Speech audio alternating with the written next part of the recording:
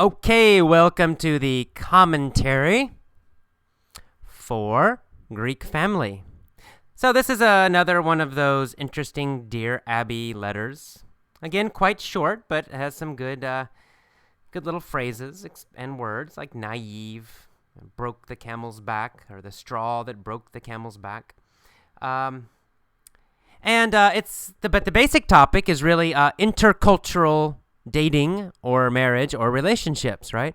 Having a relationship with somebody from another culture. Maybe you guys have seen the movie My Big Fat Greek Wedding. In fact, it's a good movie. It's funny, and it's about this topic.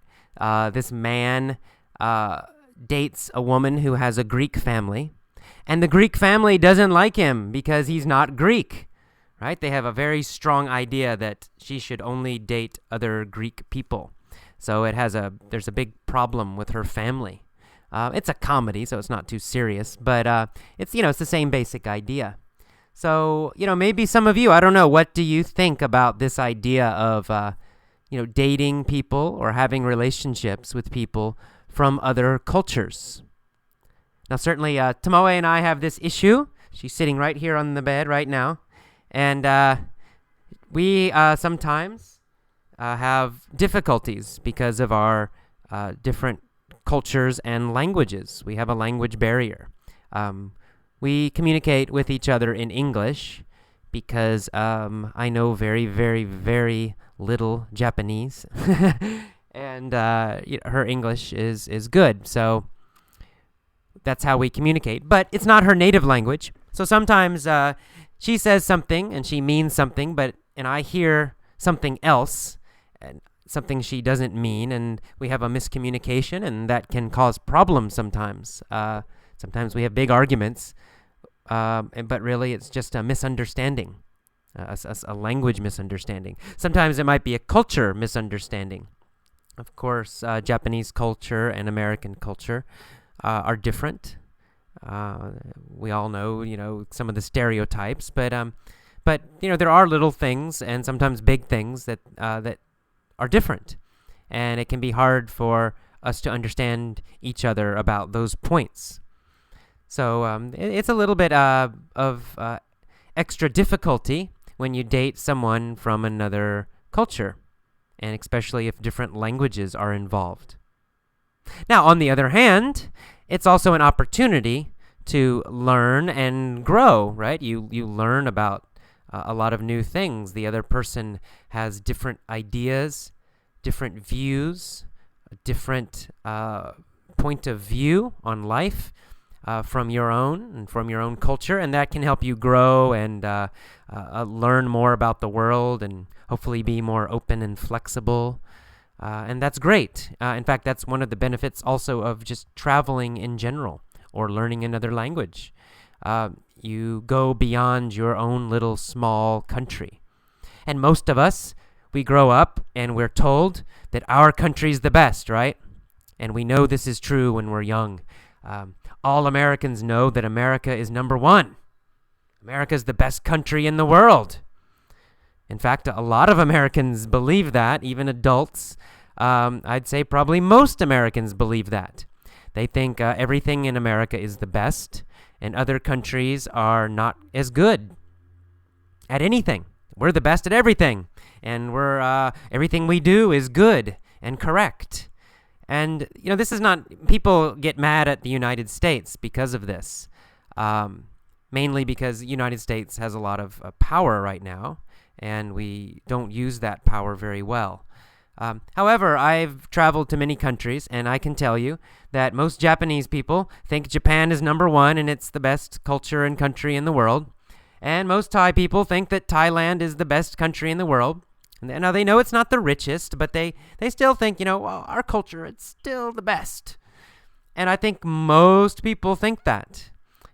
Most people are taught that when they grow up. They're taught by their parents.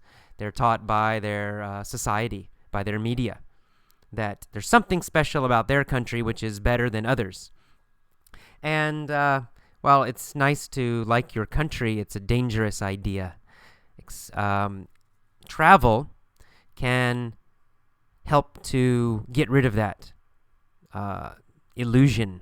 And an illusion is something that's not true, but you believe it is true.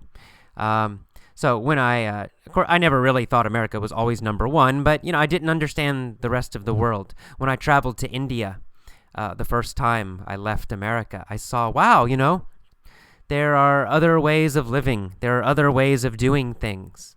And some of them are better than America. Some of them I liked better. There were many parts of Indian culture and parts of the country in general that I thought were better than the United States.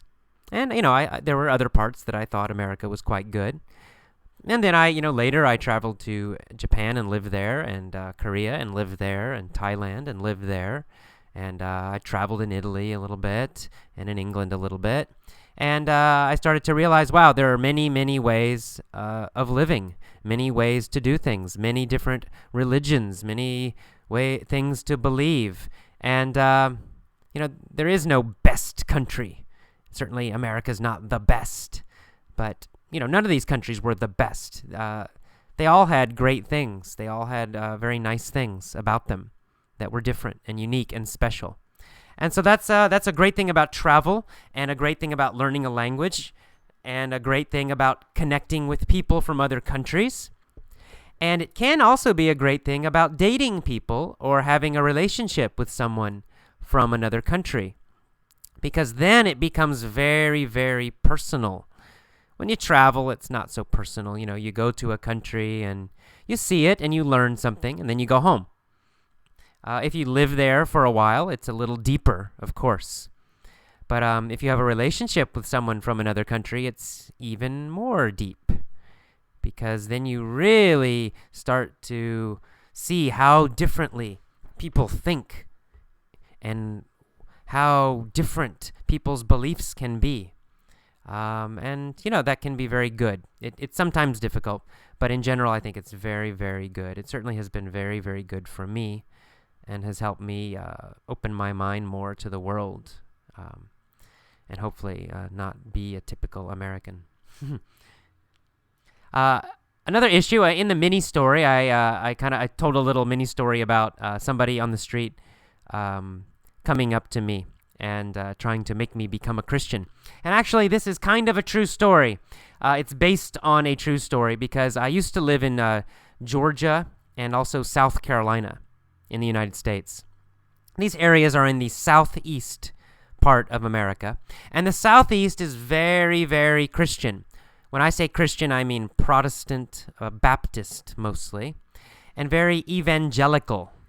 Evangelical means they're aggressive. They try to change people's religion.